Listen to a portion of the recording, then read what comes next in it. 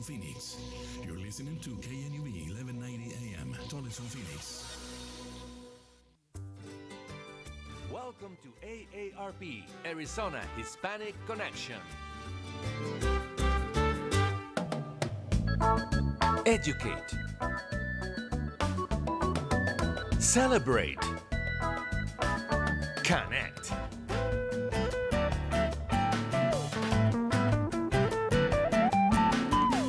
Arizona Hispanic Connection. Welcome to AARP, Arizona Hispanic Connection, for another excellent, informative show. I've been working on this book written by author Stella Pope Duarte about Raul Yzaguirre, and it is unbelievable. It's just a lot of information, a lot of history, and I'm having a lot of fun. So again, let me introduce my guest right away, and then we're going to start the conversation. Stella Pope Duarte, you are an author.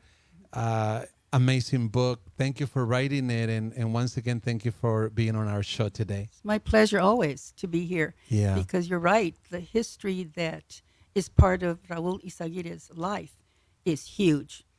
And it encompasses who we are now as a community. Yes.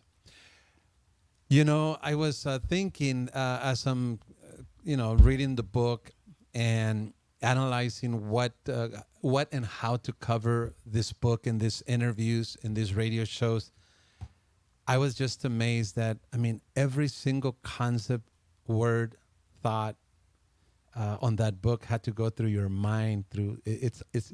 You told me on the first show it was a lot of work, wasn't it?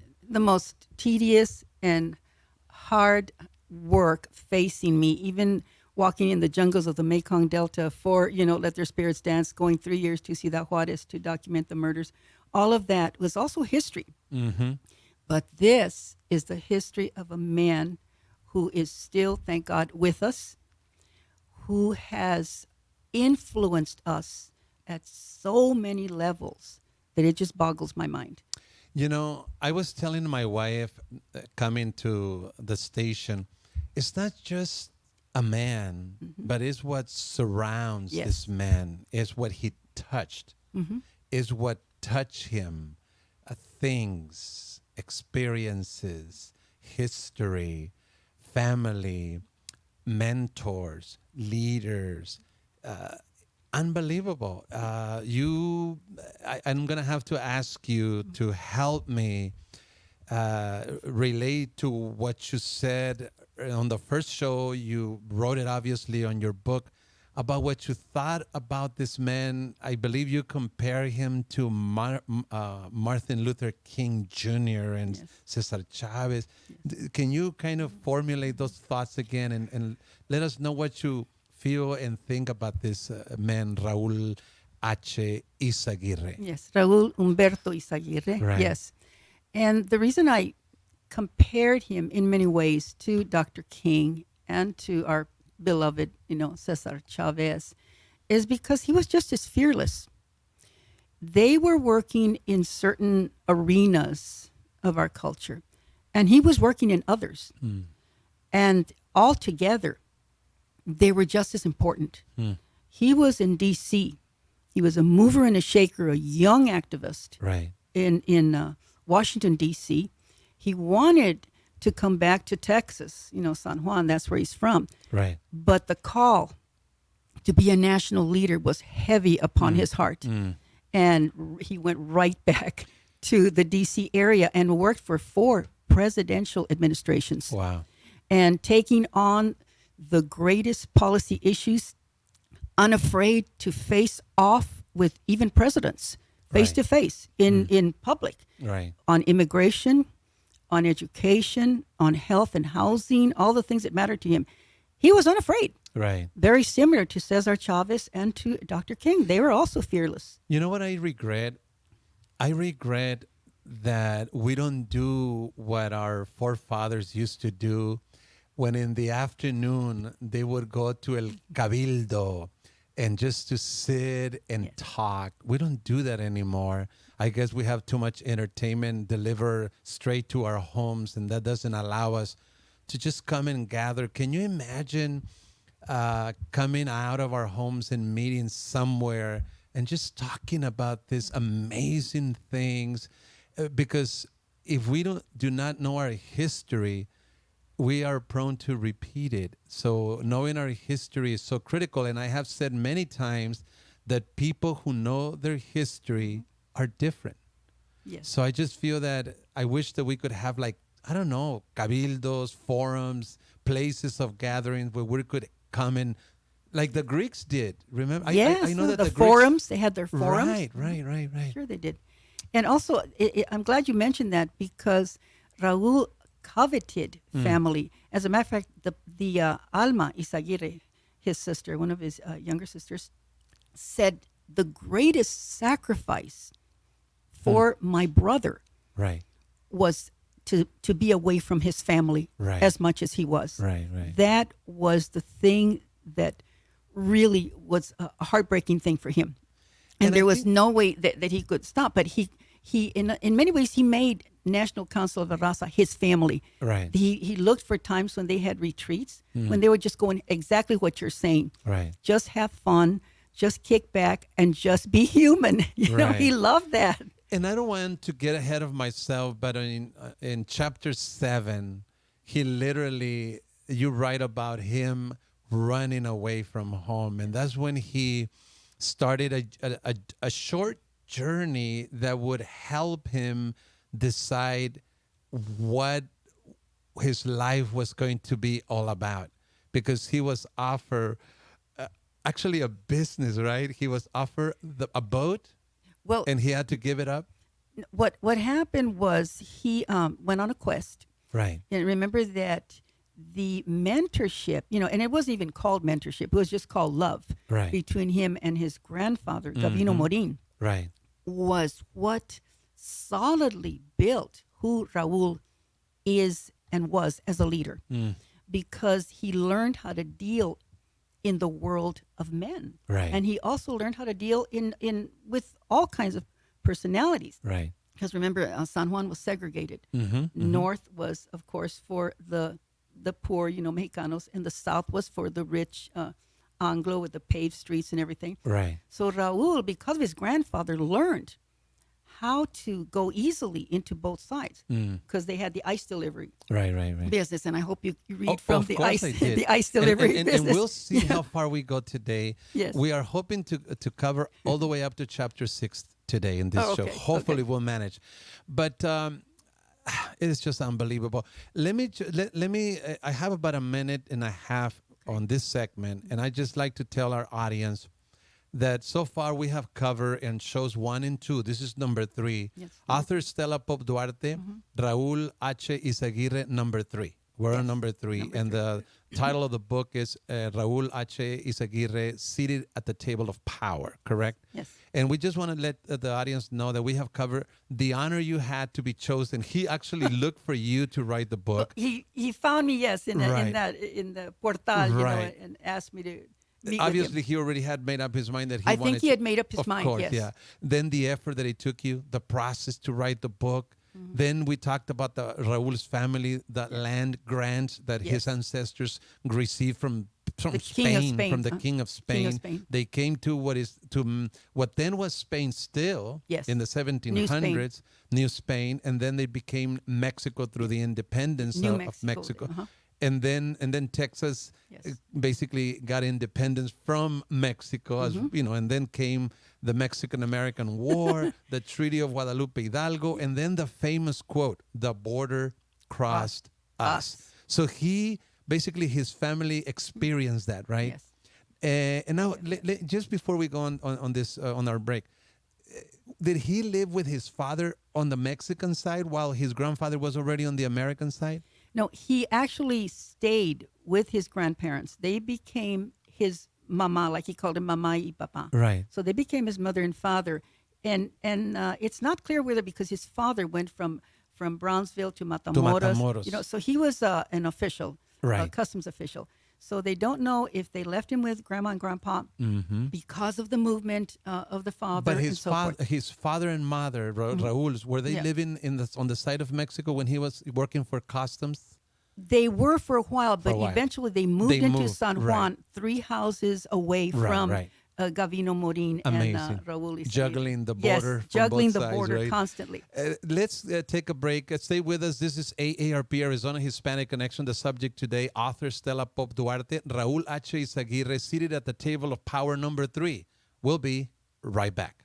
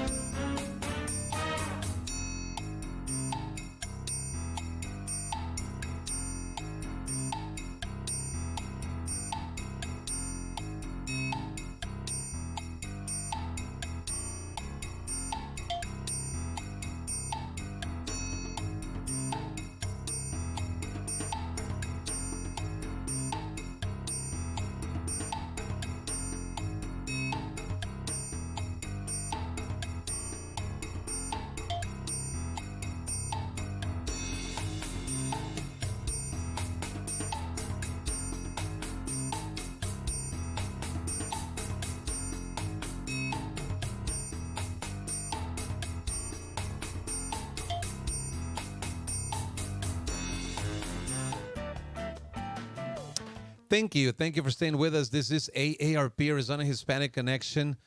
I love history, first of all, and I've been learning so much about history, about Mexican Americans, everything that has gone on with the border, with Mexico, the United States, immigrants, and that relationship, Mexico and the United States, and leaders, and it is unreal. It is unbelievable. And I just have to thank you again, Stella, for writing this book.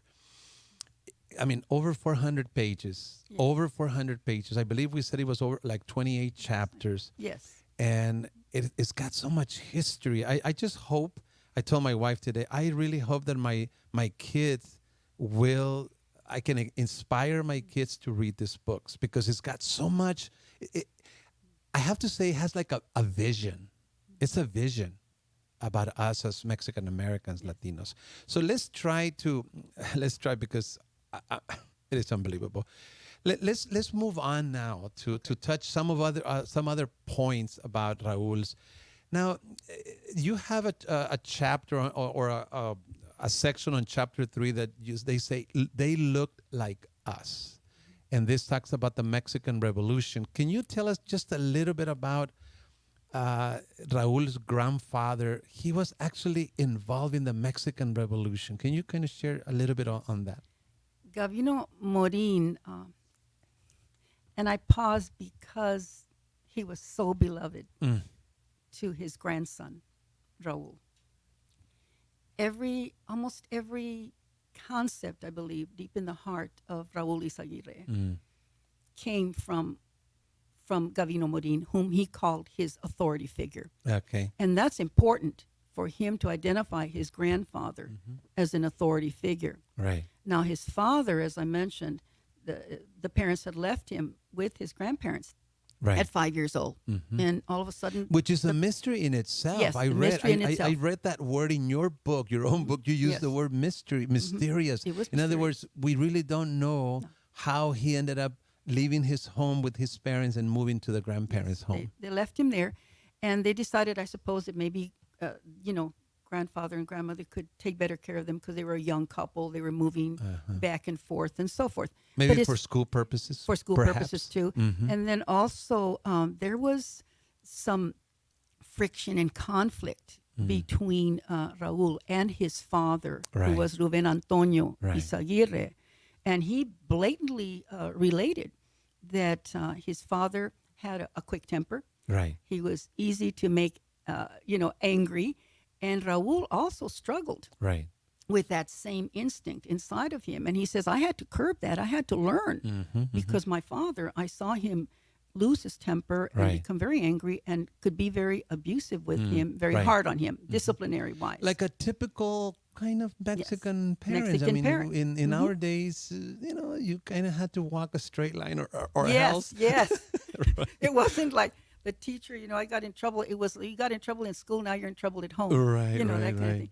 But the grandfather was more laid back. He was more, how shall I say, loving with him. And, Raul knew that he was very much favored by Gavino Morin, his grandfather. He took him on his ice business. They would travel around San Juan and they would deliver ice, because his grandfather had one of the franchises for ice. Right. And he had an ice house and so forth. And so did his father later. He also came back into the area and also had an ice business into Alamo and Far and all that, because all the towns are very closely connected. Right. And the reason I said they look like us is because the federales, the revolucionarios, they were all Mexicanos. That's right. All they did is Fighting change hats against each other, Yeah, exactly. literally. Exactly. This is the Mexican Revolution. But the Mexican interesting thing Revolution. is that Gavino's, Raul's grandfather, Morin, Gavino the Morins, Morin, he sympathized with Pancho Villa. very much. And he literally helped them by transporting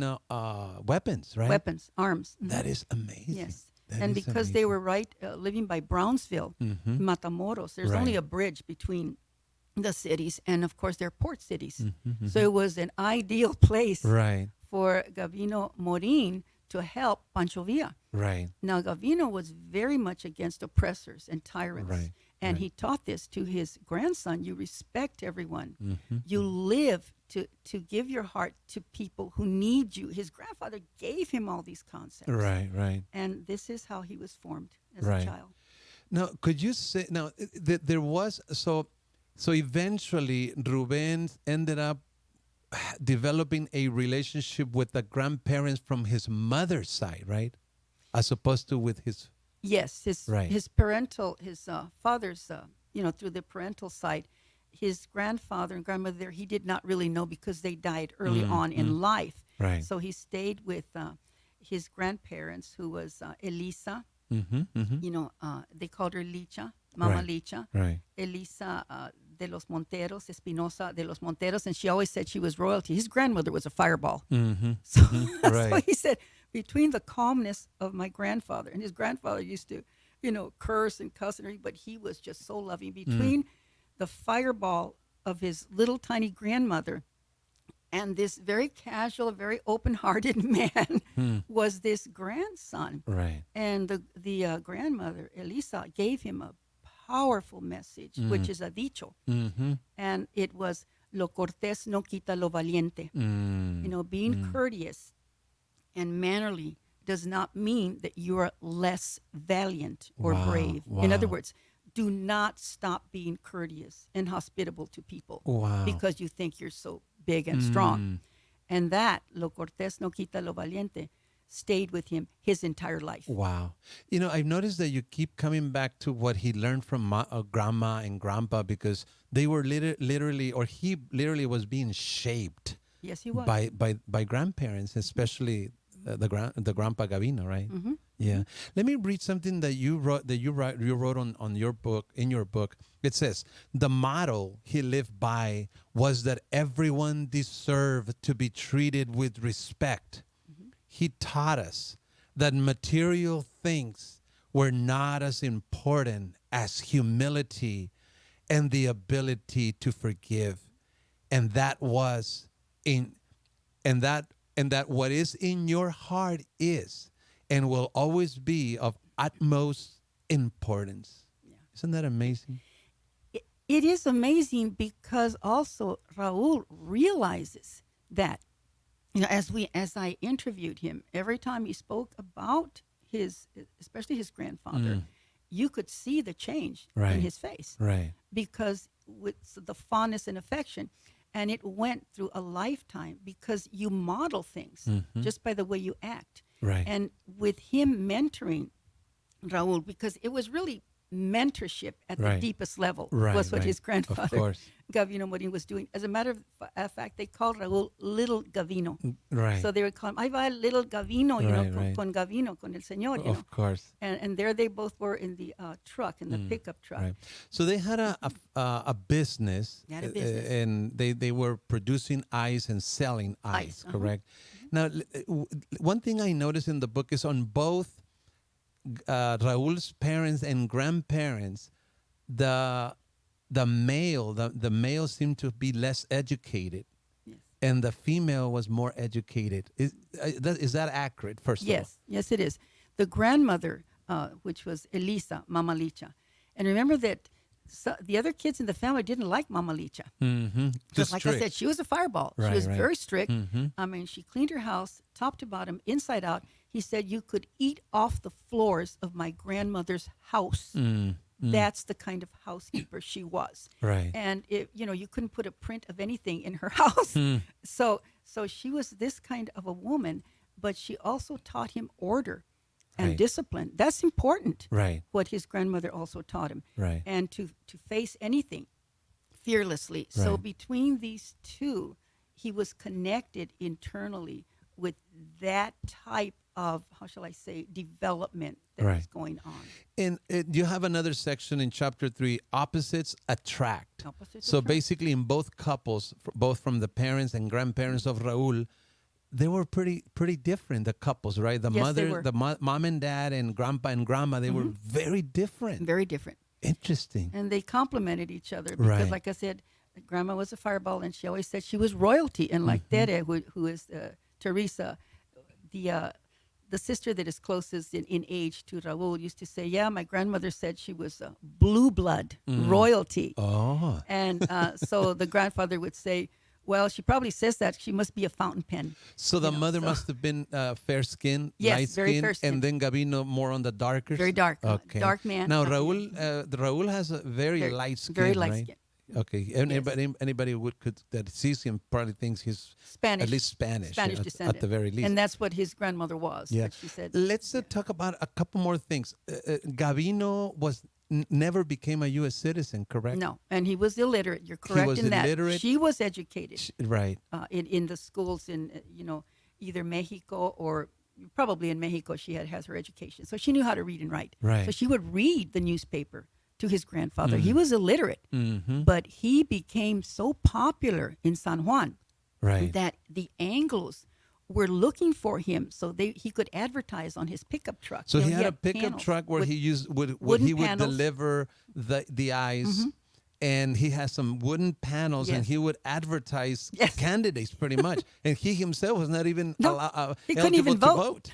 He couldn't even vote. Isn't that amazing? But he was so powerful that when they saw the candidate on his pickup truck, every Mexicano would vote for whoever Gavino Morin was advertising. So he had a lot of influence. He And so did. does that mean that he would not advertise somebody that he did not believe in? Exactly. Okay. I did not Exactly. get that point until No, now. he always looked at the Okay, candidates to see, okay. are they going to be good Interesting. for us, for los Mexicanos, or are they going to be unfair just because they're giving us hot dogs and, Right. and soda pops or whatever at their campaigns? Wait a minute. And he would look closely at them and he would only advertise. Let's in those. 30 seconds. Raul got to work in all kinds of Yes, he did. things or areas at home, right? From Picking cotton. yes, He said, I will never do that again Yes. in my whole life. right. I read that. Yeah. And he did all kinds of things. I mean, Raul really experienced life in in its fullest as a kid, as a young man. You know, he's experiencing all these kinds of things, and he's basically following in Grandpa's footsteps. Grandpa's footsteps. Yeah. Let's take another break, Stella. Thank you for joining today. You are listening to AARP, Arizona Hispanic Connection, an amazing show on this amazing man, Raul Humberto Yzaguirre. He's still with us.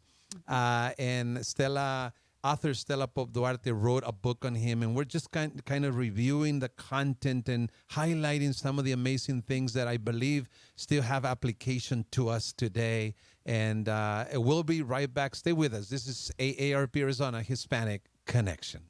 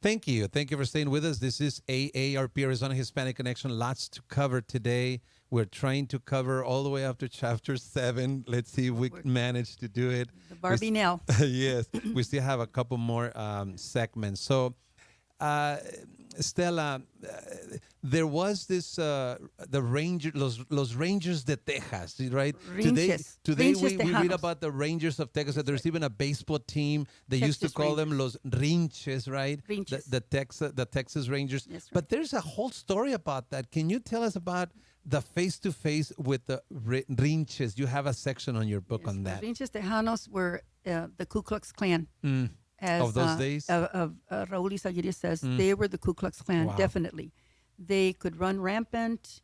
They could attack at will. They could lynch. They could beat up. They could go at night and take someone out of their home, the Mexicanos, when the battle was going on. Right. For who was going to own Texas. This was the war that was going on. You know, like I said, what Raul said, we just had to sit there, and the border kept crossing them. Right. First, it was, like I said, New Spain, and then it became Mexico, and then it became America, and all they had to do was sit there. So Right. the Rinches came in with Austin, Right. who was Stephen Austin. He was the one who brought forth what was known as the Texas Rangers. Right. And they became like the Ku Klux Klan. They could do, anything really that they wanted to. Wow. So a lot of the Mexicanos were taken at gunpoint, out of their homes and said, get out of here. Right. So actually, during the battling for Texas, there was like 30,000 people, which included Anglos and Mexicanos, that left the Rio Grande Valley because of all the conflicts going on. And then many, after years, they would return back. They went on the Mexican side? They went, a lot of the Anglos too, they just left. They would go Okay. to other states. They would Okay. go to New Mexico. Sometimes people would run to 30,000? 30,000. Amazing. Vacated. Because of all that Because of all the turmoil. There was the land rights going on. There was Houston trying to have his own country. They were battling over the slaves.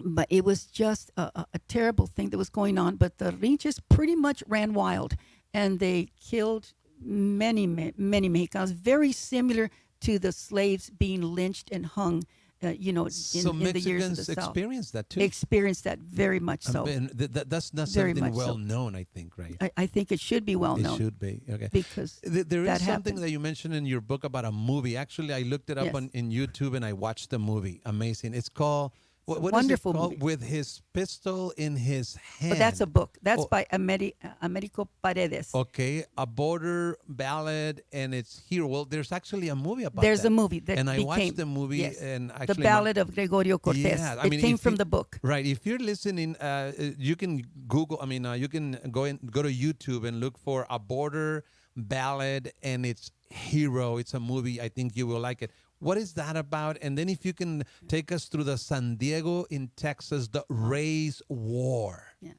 Well, the Gregorio Cortes, for one thing, was a hero during this tumultuous time in Texas. And he was the one that, because of a misunderstanding in the word Yewa, when Right. he was being questioned by one of the Morrises, the Sheriff Morris, his deputy was questioning him because they suspected him of being a bandit, of course, a thief, Right. a horse thief. Right. And Gregorio Cortes was not a horse thief at all. Right. So he said, the deputy asked him, did you buy un caballo? Right. You know, ahora compró un caballo. Did you buy a horse? And he said, no, era una yegua. Right. And the deputy did not understand the word mare, yegua. Right. So he says to the sheriff, he's lying. Mm. So the sheriff immediately, you know, everybody's gun ready. I mean, Right. Gregorio Cortes also had his 44, you know, ready to go because he knew they were there for trouble. Right. So right away he shoots his brother Romaldo. Mm. He shoots Romaldo, and of course Gregorio Cortes is not going to stand by and see his brother be shot like Right, that. right. So he starts shooting, and then Pretty much self-defense. Self-defense, exactly. Yeah. And after people understood what had happened, including the Anglos, many of them were on Cortes's side Right. because they said they went over there and started trouble. Mm-hmm. He didn't have, he had stolen nothing like that. So what happened in between 1915 and 17 was that the Mexicanos organized. And they organized with Japanese, with the blacks that were there, with the Indians. Right. And all together they said, we are going to get the Anglos out of here. We don't care what we have to do. Okay. Okay, so they called it the Liberating Army for Races and People. And they Amazing. met at San Diego, Texas. There's a San Diego in There's Texas. a San Diego in Interesting. Texas. Of course. Okay. And so it's called the plan of San Diego. So they met there, of Right. course, in secret. All these different populations wanted to do something. And they even wanted to give the Indian lands back to the Indians. Right. So there was this tumultuous time of organizing. And of course, they were found out. And then 50,000 men, including troops, the Rinches Tejanos, which are the Texas Rangers, everyone got together to eradicate them, Right. to fight with them. And the most that they were doing was derailing, Right. you know, trains. They were blowing up some bridges. They were taking over some irrigation, facilities. They were doing what they could to secure the environment, the Mexicanos Right. and all the other cultures involved with them. But it did no good. Once the 50,000 got together in the name of we're going to save Texas, Right. they just banished them. 5,000 Mexicanos were killed. And there was, I believe it was 64 American civilians and 62 soldiers. But compared to the 5,000, like the historian Prescott says, there was no comparison. Right. There was no mercy Right. at all. And let me, if I may, Stella, let me read a short paragraph that you have in your book. It says, the Plan de San Diego proved that Tejanos were able to organize themselves and wage war against injustice. Yes. Yzaguirre says, the fact that they failed to reach their goal means little when you look at the big picture and see how much they risk to fight for what they believe was a just cause. Yes. Amazing, was it? Yes. And that word, the just cause, is, I think, part of Yzaguirre's whole, how shall I say, commitment to the community. If it's a just cause, he was going to pursue it. He didn't care who he had to stand off with. Right. And this was the way he lived, too. Let us move just a little bit to a different topic here. Do you have a section in chapter 4? The Yzaguirres make good husbands. What do you mean by that?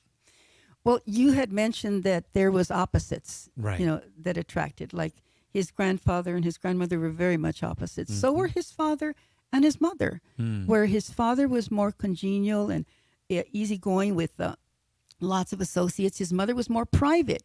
Now, his dad wanted Raul to be a mechanic or a carpenter.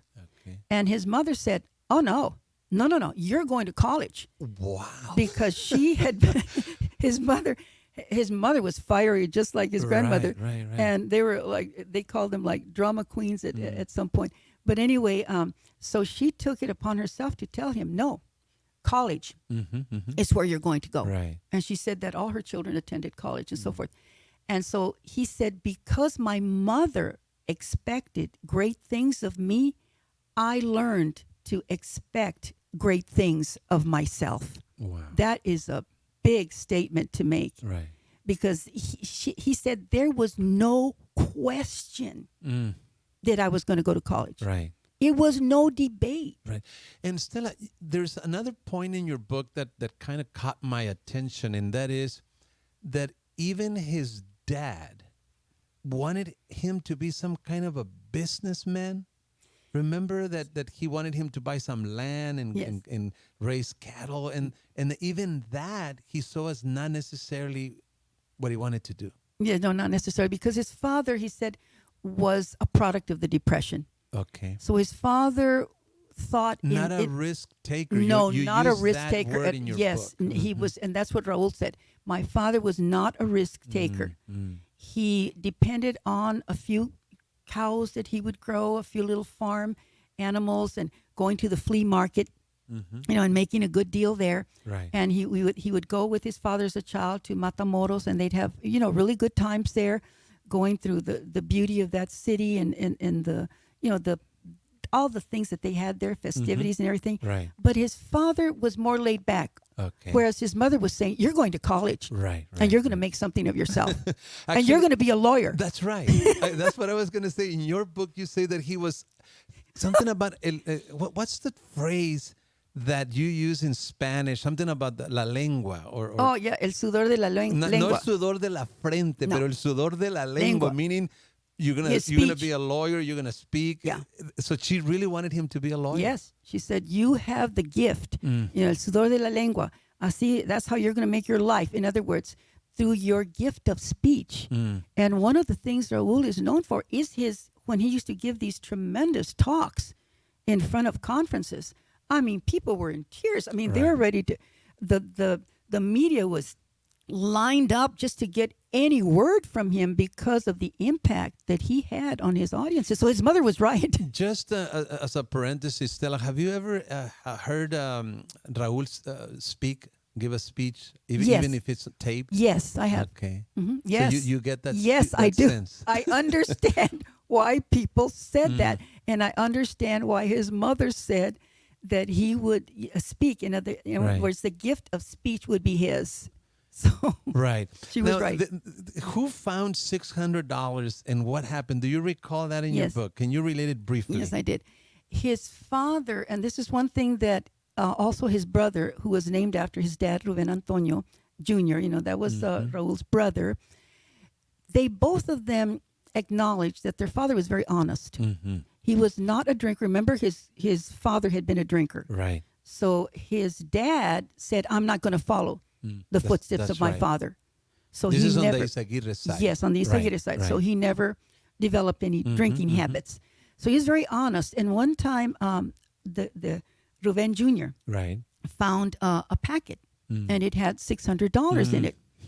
And he showed it to his dad, Right. thinking, yay, we have money. Right. And his dad said, oh, no, you're going to return that. Right. That is probably from one of the supervisors or someone working in construction or something, that Right. dropped the packet. That's working man's wages. And you go and return it where you found it. Amazing. And this is the honesty of his father, Ruben Antonio. 30 seconds. There seems to be, I think I picked this up. I hope I picked it up correctly. On both the dad and the grandpa, they were very moral, Very not, moral. but not religious. Not religious. They were You're not correct. for religion at No. all. No. How about the mother and the grandma? No, they were about religion. They were more religious Yeah. than They would go the to- dad and the grandpa. Yes, San Juan, the Okay. cathedral there. They were Yeah. very dedicated. It's to- interesting because they're extremely moral, Extremely, but they didn't think the religion needed to dictate pretty much Yes. what society needed to do, right? And that's correct. They actually, you use some phrase that they believe that the state has that kind of a role or something to that yes, effect. it does. Yeah. They believe. Well, Raul very much believes in separation of church and state. Right. And he believes that we should move, in a moral way, not necessarily dictated by a Right. church. Right. Let's take our last break. Thank you for staying with us. We are going to take our last break. This is AARP, Arizona Hispanic Connection. Amazing show today. Author Stella Duarte is with us. She wrote a book, Raul Humberto Yzaguirre, Seated at the Table of Power. This is show number 3 on this topic. If you want to catch the other shows, you can visit our page. They're there. Stay with us. We'll be right back.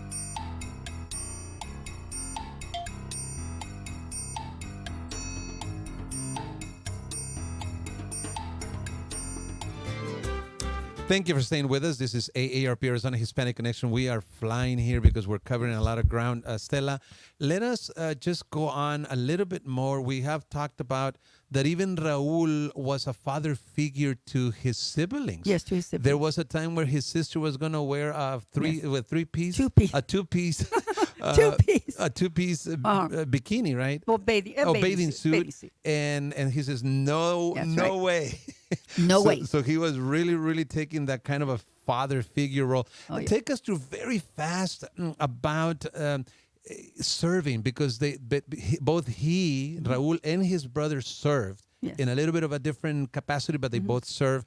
And even you say in your book that war always haunted his brother. Yes, war haunted his brother because Raul's service, in the medical corps of the Air Force was very different from what his brother served. Raul had asked to be transferred to Vietnam if necessary, to Japan, wherever, but the war was not raging like it would be in Vietnam when Raul was in service. Okay. Although he did ask for a foreign assignment, they said, no, we need you as part of the medical corps, because they saw him as someone very strong in sciences and in mathematics. And they wanted him to go and serve there in Washington, D.C. But his brother was drafted because the school, UTEP, where he was attending at the time, did not process for some reason his registration for the semester. And of course, the government at that time was looking to draft young men of the age of Ruben, which he was about 19, 20 years old when he was drafted. And so he took off for Vietnam.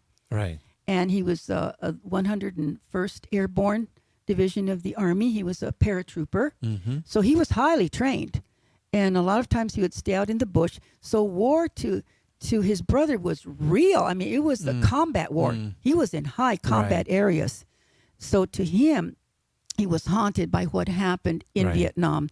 And when he came back, he was different. Raul said he was the same brother. There was a lot of things the same, but there was something in him that was very wounded. Right. And Raul noticed that, and he had made a vow. He said, if my brother is taken as a POW, I will go to Vietnam and I will not come back without my brother.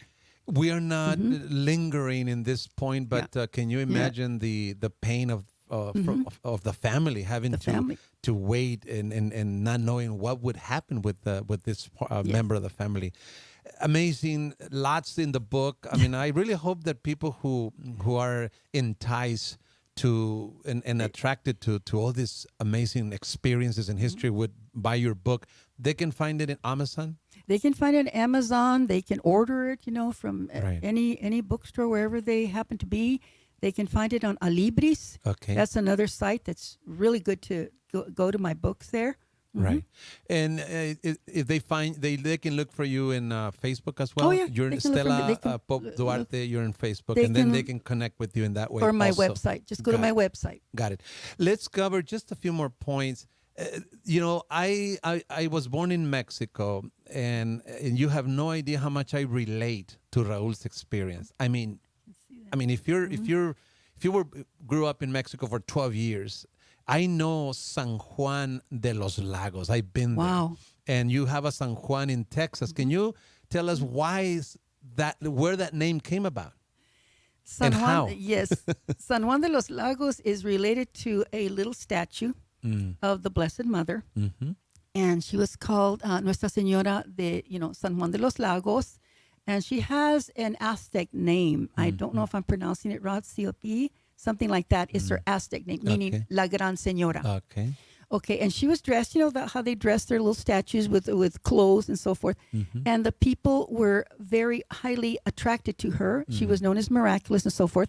And I have an incident there. One of the people that would come in, the indigenous, the Nahuas, they were acrobats. Right. And I have the story, actually it's a legend, of one of the little 7-year-old acrobats who was performing one day and fell into a bed of spears.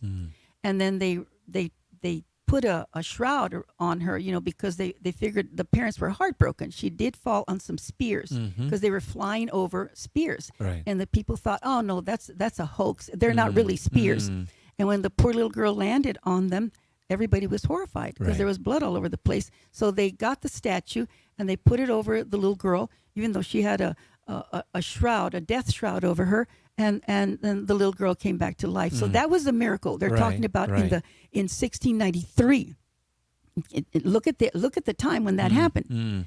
So by the time Raul came on the scene with his family, everybody knew about Our Lady de San Juan de los Lagos, and people would go as a pilgrim to this particular church there. Right. So one of the priests that Raul had known, Father Jose, decided, look at all this faith that's coming from Jalisco to us.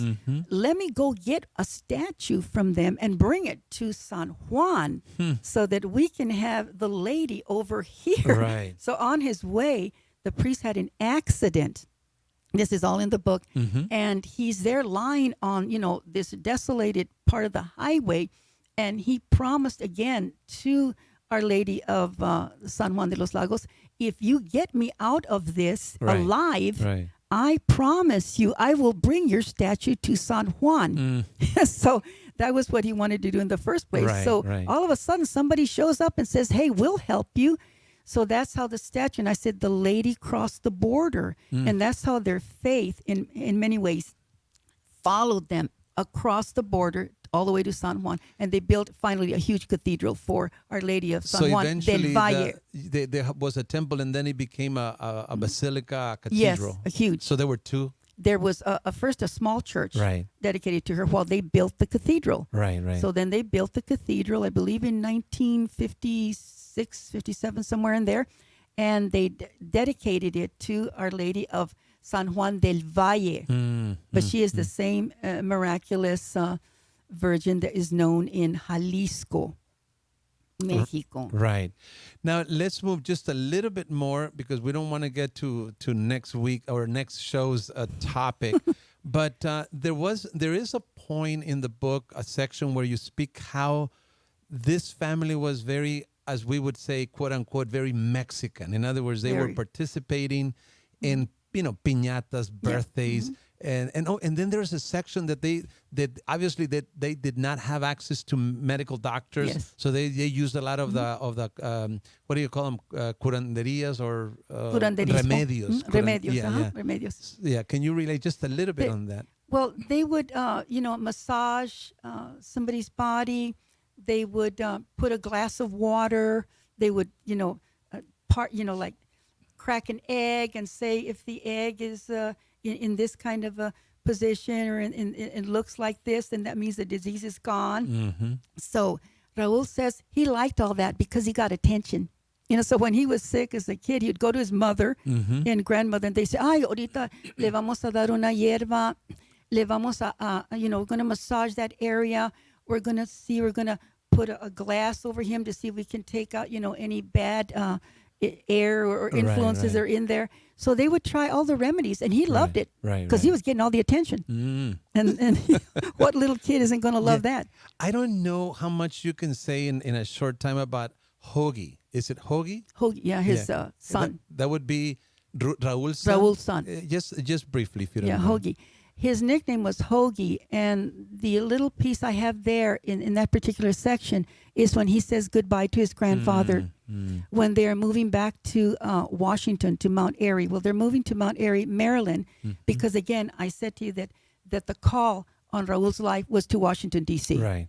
So Hoagie, which was Raul Jr., was saying goodbye to his grandfather, and he says that shortly thereafter, not too long after that goodbye, his grandfather did pass away. Right. But he says that as he looked into his grandfather's eyes, his grandfather was shedding tears because he didn't know if he would ever see his grandson again. This is from his, this is the Yzaguirre The side. Yzaguirre side, his Right, grandfather, which is Ruben Antonio Yzaguirre, looked at his grandson, and he says, Raul Jr. says, "It was the first time my grandfather looked in my eyes and said, 'Hoagie.'"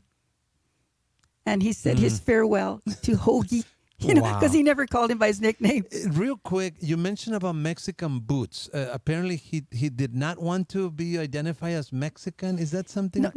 It was that his grandfather always wore boots, the grandfather. So his dad, who was, of course, Raul, bought his son new boots to go to the funeral of his grandfather when his grandfather finally died.